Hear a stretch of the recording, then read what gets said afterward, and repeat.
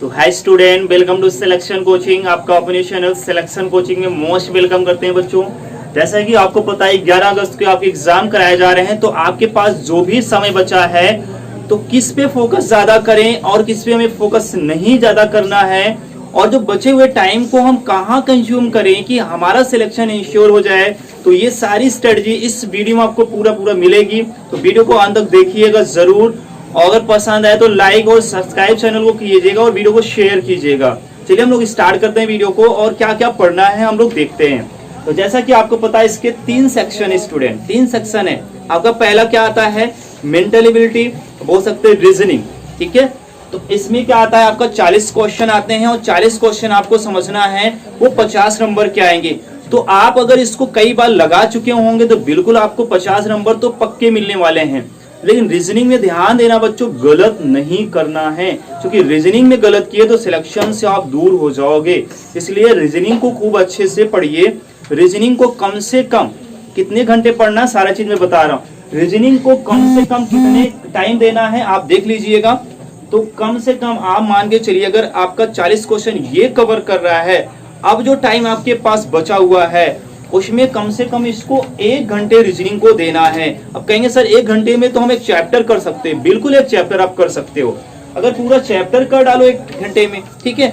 और फिर देखो उसमें जो गलत हो रहा है, जो आपके क्वेश्चन गलत हो रहे हैं, उन क्वेश्चन को आप क्या समझो अच्छे से कि क्या इसमें हम रूल नहीं लगा पाए, या हमारा जो थिंकिंग है, क्योंकि रीजनिंग क्या है, आपका बुद्धि परीक्षण है, आपके आईक्यू को चेक करना चाहता है। तो आप कहाँ ये एरर कर दिए, किस पॉइंट पे आपने सोचने में गलती कर दी।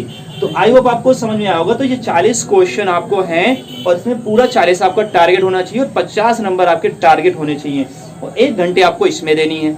1 घंटे की स्टडी हो गई। सर अब क्या करेंगे, दूसरा सब्जेक्ट आता है जो बहुत इंपॉर्टेंट है। जो मैथ अच्छे से कर गया सबसे ज्यादा सिलेक्शन होने की उसी के चांस है, क्योंकि मैथ सबको प्रॉब्लम करता है, लेकिन रीजनिंग हिंदी लगभग बच्चे कर लेते हैं। तो मैथ की मैं बता रहा हूँ, स्ट्रेटजी समझिएगा। मैथ आपका 20 क्वेश्चन आएगा और 20 क्वेश्चन आपको पता है कितने नंबर का आएगा, 25 नंबर का आएगा। तो अब इसमें समझना क्या है, मैथ में एक सिलेबस, मैंने सिलेबस की वीडियो डाली है। तो सिलेबस उसी चैप्टर को आपको फोकस करने हैं जो आपके सिलेबस में है। सिलेबस के अदरवाइज आपको कुछ भी नहीं पढ़ना है, क्योंकि बच्चे क्या करते हैं, सिलेबस को ना पढ़कर, जैसे टाइम एंड वर्क नहीं है चैप्टर में, ग्राफ वाले नहीं है, आपका एवरेज नहीं है, तो ये सब में आप टाइम वेस्ट ना करें। आपके पास अब टाइम नहीं है, तो मैथ में इनको चीज आपको नहीं पढ़नी है। तो आपको समझ में आ गया कि क्या सिलेबस के अकॉर्डिंग पढ़ना है। अब सिलेबस एक बार आप कॉपी में अच्छे से नोट करके रखें, सिलेबस को लिख लीजिए, नहीं तो वीडियो पढ़ी वहां से जाकर लिख लीजिए, नहीं ऑफिशियल साइट से नोटिफिकेशन निकाल के वहां से लिख लीजिए, पर सिलेबस सामने रखिए आप, ठीक है। मैथ के सिलेबस को रखना है। अब मैथ के सिलेबस में जो आएगा, जैसे मैं बात करूं नंबर सिस्टम, आप नंबर सिस्टम का कोई भी बुक उठा लीजिए, ठीक है। अब कोई भी बुक उठा लीजिए और नंबर सिस्टम को जब सॉल्व करे बच्चों, तो जो इजी वाले क्वेश्चन है, जैसे इजी वाले मैं बात करूं, 5 अंकों की बड़ी से बड़ी संख्या, 4 अंकों की छोटी से छोटी संख्या का योग, अंतर, तो ये बहुत आसान हो जाते हैं। अगर जिनको नहीं कंसेप्ट पता है, बिल्कुल इसको आप जाकर वीडियो पढ़ी है, जाकर जरूर देखिएगा, ठीक है। प्लेलिस्ट में नंबर सिस्टम से बनवाया हूँ, जाकर बिल्कुल वॉच कीजिएगा। तो आपको क्या करना है, नंबर सिस्टम में जो टफ क्वेश्चन है, जो आपसे नहीं बन रहा है या बनने में थोड़ा टाइम लग रहा है, उन क्वेश्चन को नोट डाउन पेपर में करिए या कॉपी में आप नोट डाउन करिए, ठीक है। किन क्वेश्चन को, जो आपसे क्वेश्चन नहीं बन रहे हैं। तो आपको समझ में आ गया, जैसे नंबर सिस्टम के हिसाब से नहीं बन रहे हैं तो उस क्वेश्चन को नोट कर लिए और उस क्वेश्चन पे आप प्रैक्टिस करिए और उसको खूब समझिए। नहीं आ रहा है तो मेरे टेलीग्राम लिंक जो है आपको इस वीडियो मिल जाएगा, उस पर जाके मेरे पास भेजिए, मैं एक दिन इसकी क्लास ले लूंगा। वो क्वेश्चन आपके कलेक्शन ज्यादा हो जाएगा, जैसे सब बच्चे के क्वेश्चन लगभग 15 से 20 क्वेश्चन हो जाएंगे, तो उसका एक दिन में वीडियो बना दूंगा, आपके लिए लाइव क्लास चला दूंगा। आपको पता है मॉर्निंग में लाइव क्लास चलती है, कल जरूर आप लोग जुड़िएगा। 7 बजे से आपका लाइव क्लास चलेगा और मैं पूरा आपका 80 क्वेश्चन चलेगा। तो चलिए हम लोग स्टार्ट करते हैं और चीजें। तो आपको ये सिस्टम बता दिए कि आप कितने घंटे पढ़ना है, बाद आपको ये आती है। तो कम से कम आपको 20 चैप्टर, मैक्सिमम आपके पास 20 चैप्टर होंगे। तो आज से स्टार्ट कर दिए, 1 चैप्टर कंप्लीट डेली करिए। कितना, 1 चैप्टर डेली करिए आप। जब 1 चैप्टर डेली करेंगे तो उसके क्वेश्चन को भी वहीं लिख लेना है।